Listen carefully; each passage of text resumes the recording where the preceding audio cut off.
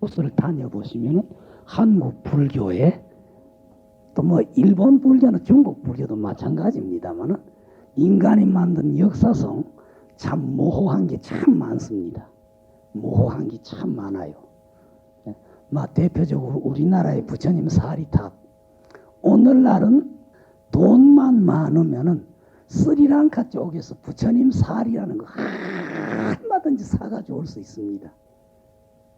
요새 곳곳에 스님들이 스리랑카에서 모셔온 부처님 사리다 해서 탑을 만들고 신도들에게 뭐 사리다고 공개하는데, 돈만 있으면 스리랑카 쪽에 부처님 사리라는 걸 얼마든지 사가지고 올 수 있습니다.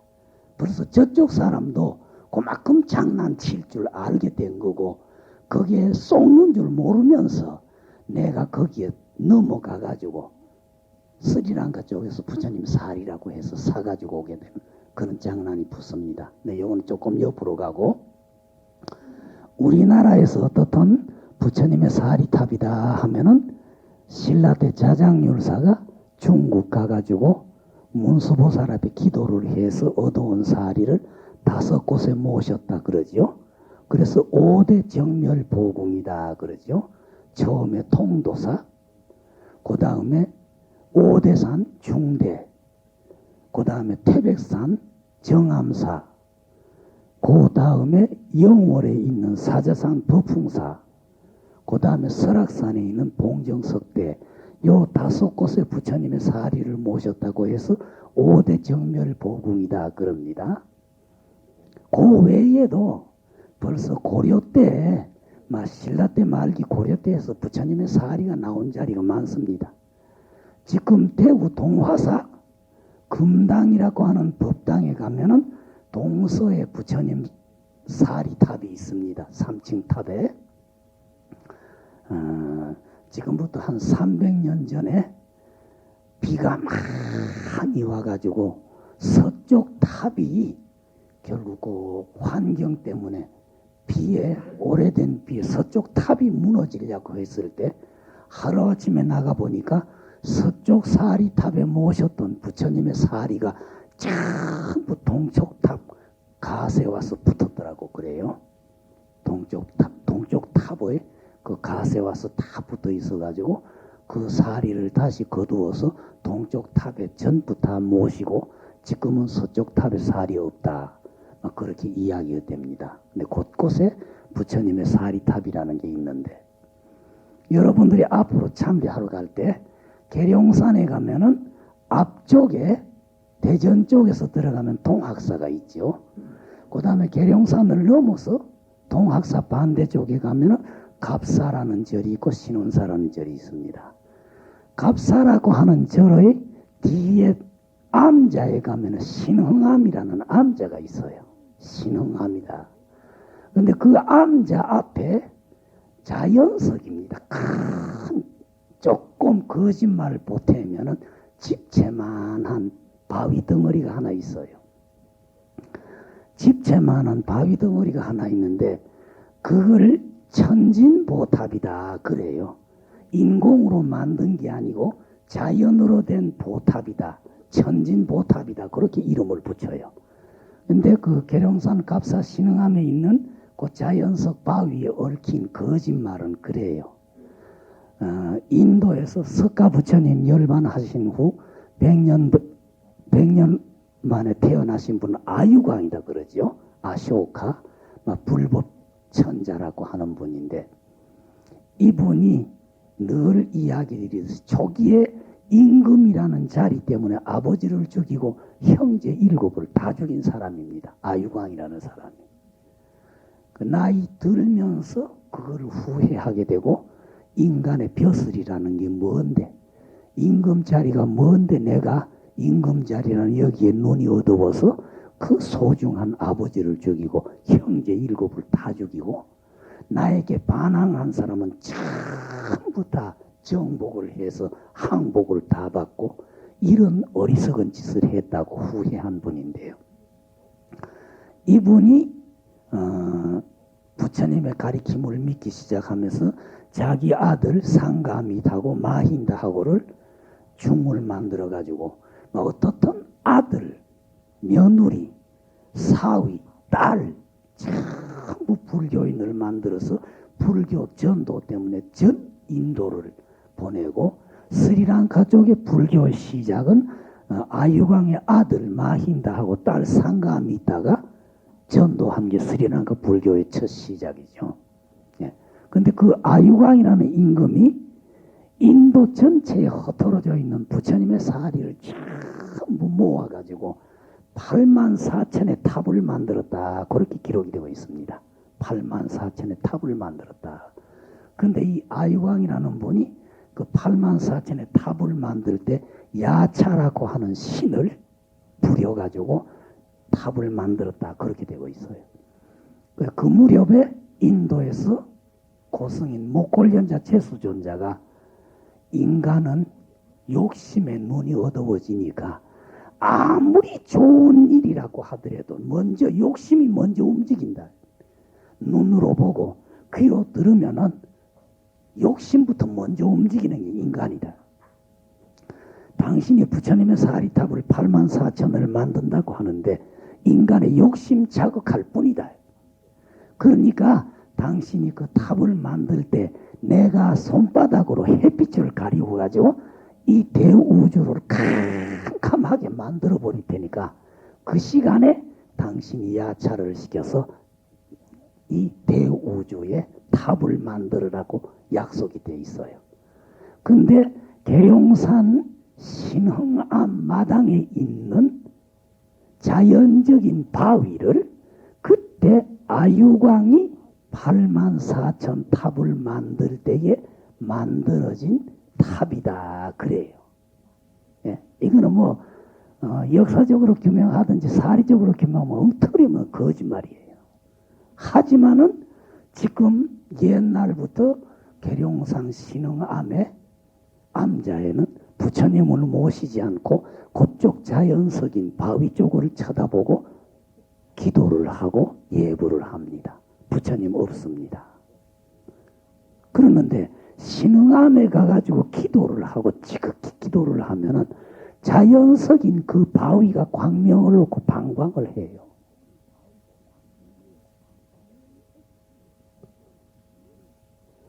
이걸 뭐라고 이야기를 해야 됩니까?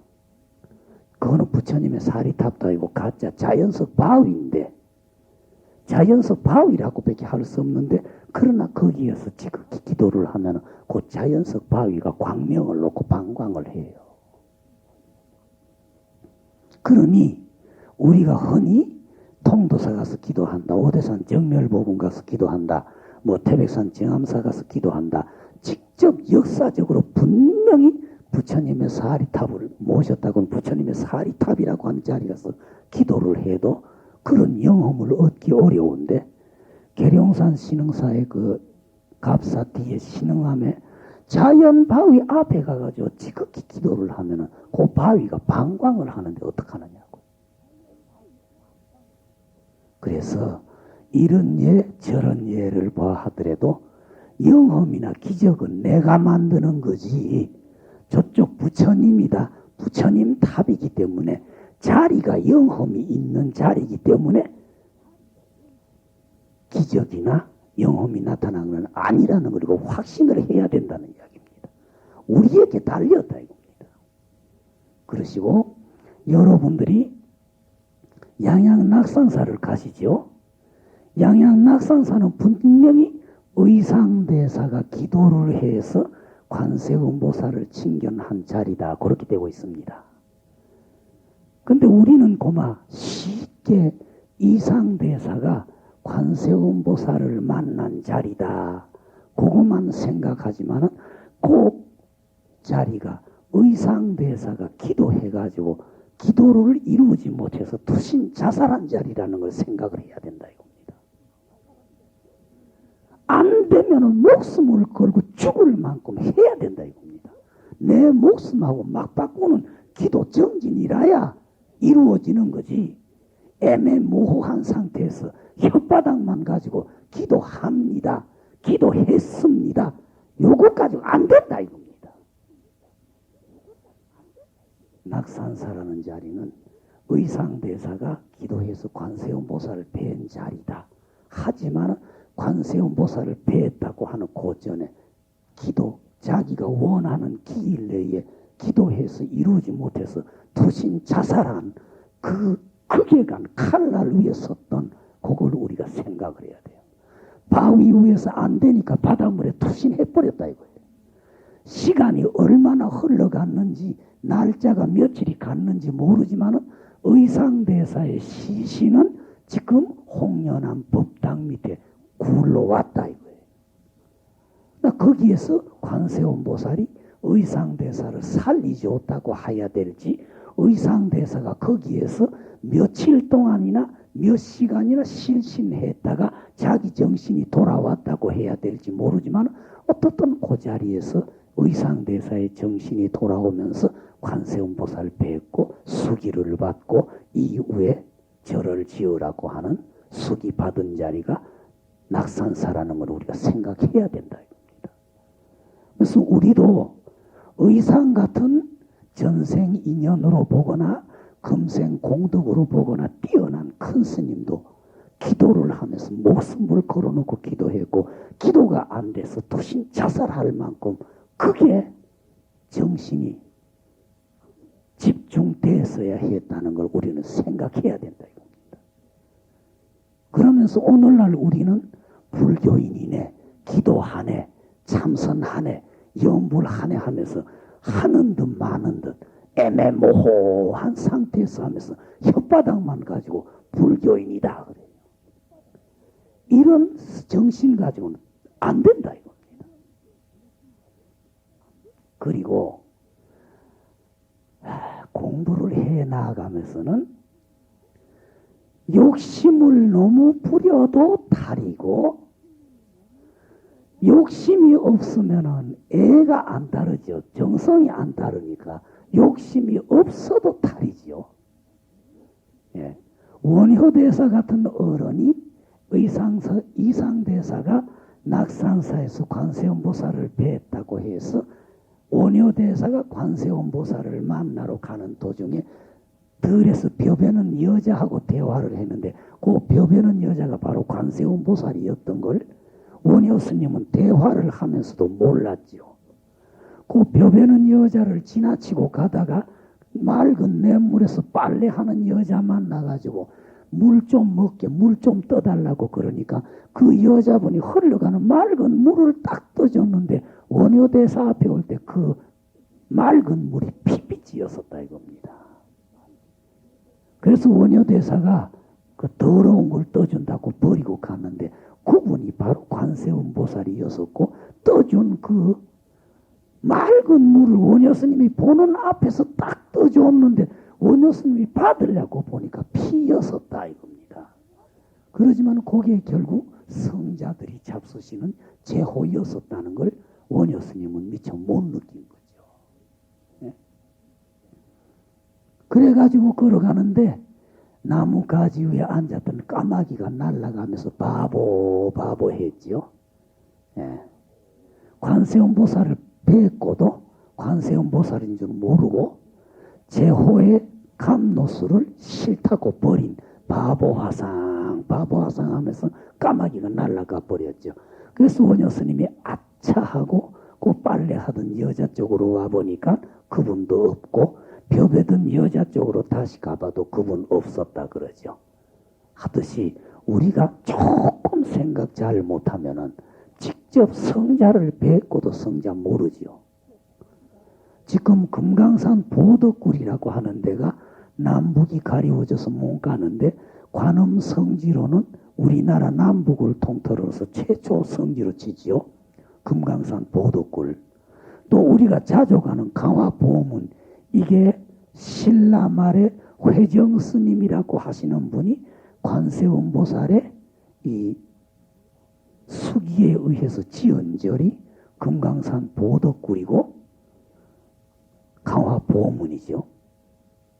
근데 금강산 보덕굴을 처음 지을 때에 회정스님이 관세음보살의 진신을 뵙고 싶어서 100일 기도를 했죠. 100일 기도를 했는데 기도 마지막에 현몽에 설해국을 찾아가라 그랬어요. 지금 금강산이 가리워져 가지고 설해곡을 지금 못 가지만은 양양 쪽에서 들어가서 아마 건봉사 뒤쪽으로 들어가는 쪽이 아마 설해곡이지 싶어요. 거기에 가서 해명방이다 몰고롱이라는 사람을 만나면은 관세음 보살을 뵐 수 있다 하는 계시를 얻어가지고 찾아갔지요. 그렇게 기도를 지극히 한 어른도 해명방이라는 할아버지가 문수보살이고 관세음 보살 보덕각시의 아버지 관세음 그 몰고롱이라는 분 바로 보현보살이고 그 아가씨가 바로 관세음 보살이고 그런 줄을 성자를 만나면서도 그걸 몰랐던 거죠. 몰랐는데 문수보살은 길 가르치준 사람이고 직접 찾아갔을 때 그 아가씨는 관세음 보살인데 그 아가씨의 아버지 몰고로라는 보현보살은 아주 무지막지하게 회정스님을 들고 달았어요. 그래가지고 막 회정스님이 처음 갔을 때는 관세음 보살만 있었어요. 아가씨만. 그래서 아가씨하고 대화를 하면서 여기가 몰고롱 할아버지 댁입니까? 예, 그렇습니다. 지금 안 계십니까? 우리 아버지 산에 나무하러 가셨는데요. 근데 어떻든 우리 아버지가 오셔서 이야기할 때 우리 아버지가 거칠고 사납지만은 절대 순종해서는 안 된다 이겁니다. 인정사정 없이 두드리 패면서 가라고 하고 다리가 부러져도 가만 안 된다 이거예요. 달아붙어야 관세음 보살을 만날 수 있다. 아가씨가 힌트를 줘요.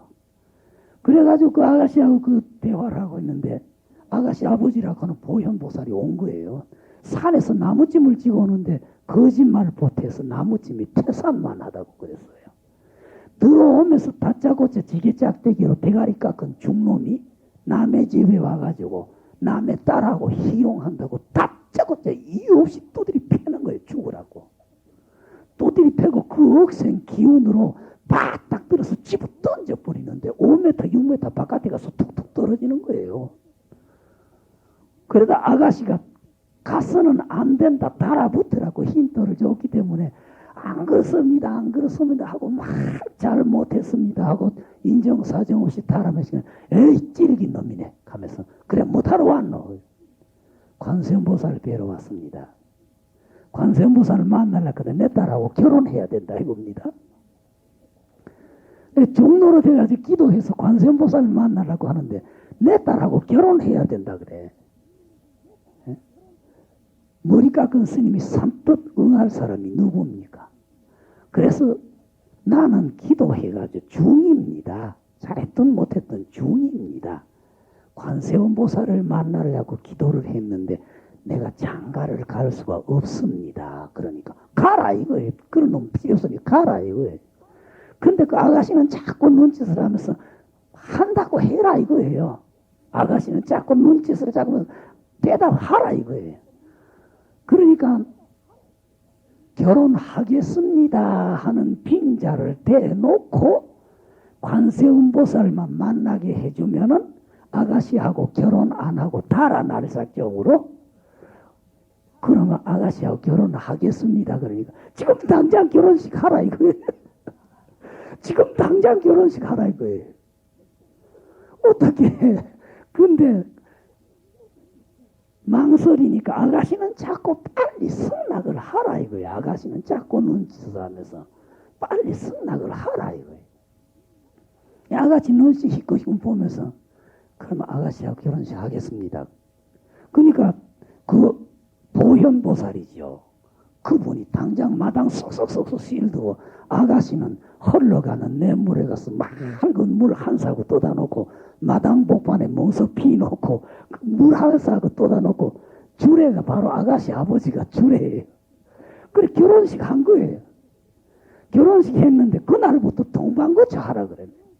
한 방에서 자라 이거 그 아가씨하고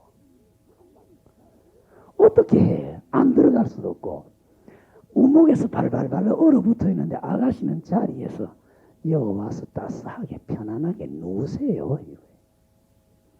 그 아가씨하고 한리부자리 밑에서 석 달을 살았어요.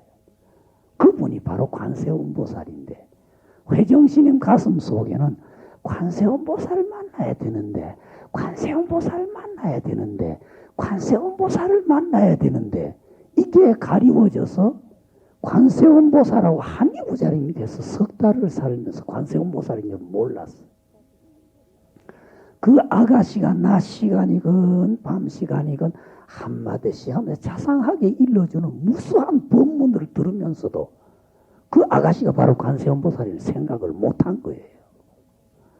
그 아가씨 아버지라는 몰골은 보현보살은 막 사납게만 대하고 그저 날만 새면 끌고 산에 나무하러 가고 날만 새면 뭐 밭에 채소 심는데 끌고 가는데 도저히 그 보현보살의 기운을 따를 수가 없는 거예요.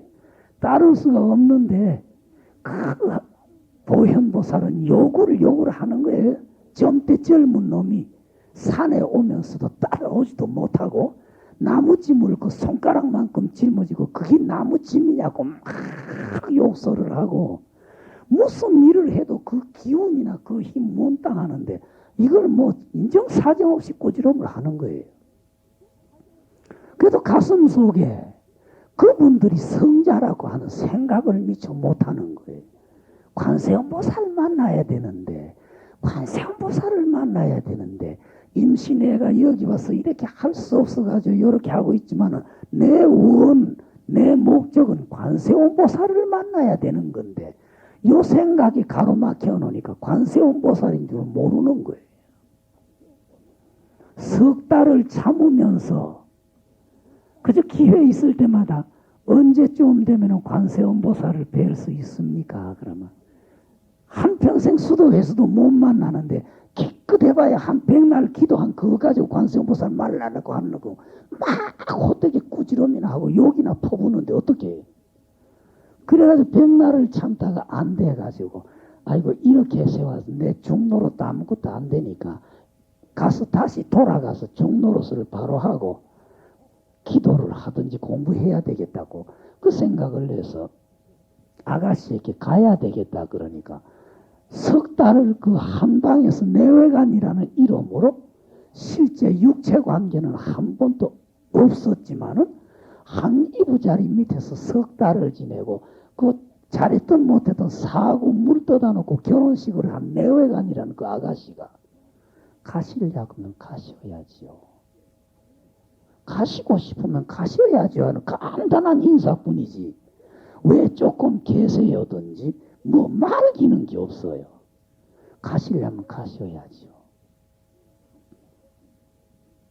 그래가지고 또 그 아가씨 아버지는 몰고로이라는 양반한테 가서 관세음보살을 뵈러 왔는데 내가 이렇게 하다 내 중노릇도 안 되고 이렇게 하니까 가겠습니다. 그러니까 박복한 놈 새끼라고 막 욕을 하면서 한평생 기도해도 만날까 말까 한데 한 100날 겨우 기도한 그거 가지고 관세음보살만 가라 그래 가라 이거예요.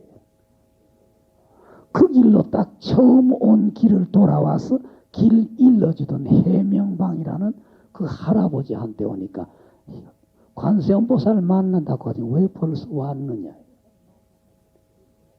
관세음보살을 만나지 못하고 그러다 혀를 껄껄껄껄 차면서 한 이부자리 밑에서 100날을 지내고도 관세음보살을 몰랐단 말이냐고 그 할아버지가 꾸지럼을 해요.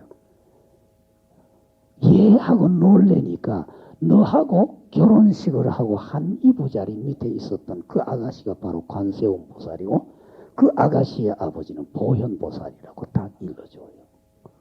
그 할아버지는 누굽니까? 나는 문수라고 한다. 그 소리 듣고 후회가 돼서 다시 그 아가씨하고 살던 집을 제를 넘어 찾아가니까 아무것도 없는 거예요. 집터도 없고 아무것도 없고 그분들도 없고 다시 뒤돌아서 허겁지고 뒤돌아와서 길 가르쳐주던 그 문수보살이나 할아버지가 있던 집에 와보니까 아무것도 없는 자지.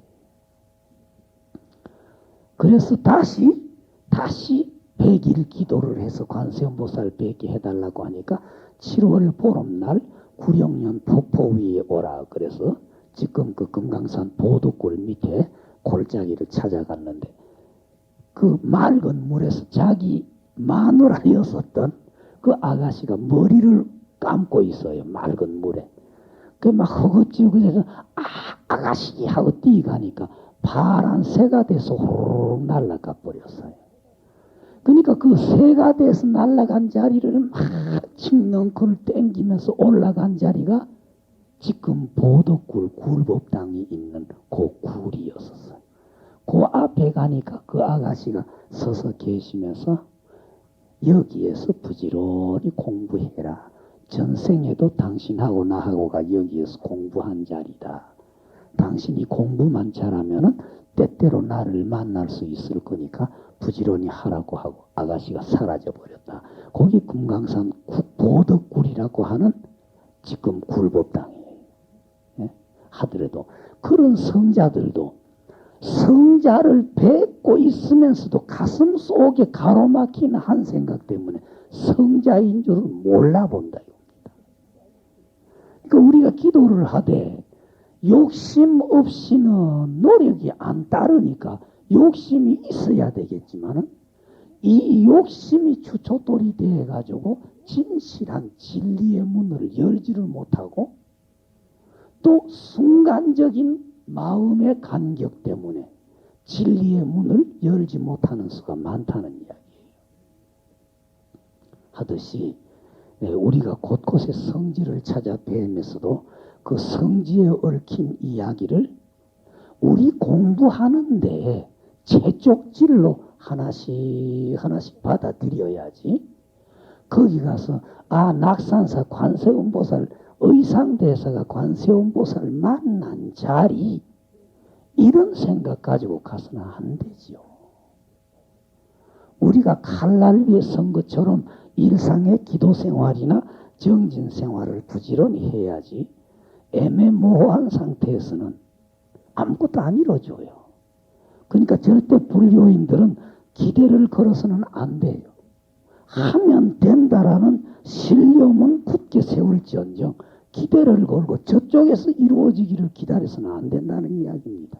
모든 영험이나 기도를 내가 이룬다는 노력이 따라야지 저쪽 쪽의 힘으로 나의 모든 걸 이루려고 하는 이런 상태 가지고는 안 된다는 이야기입니다. 예.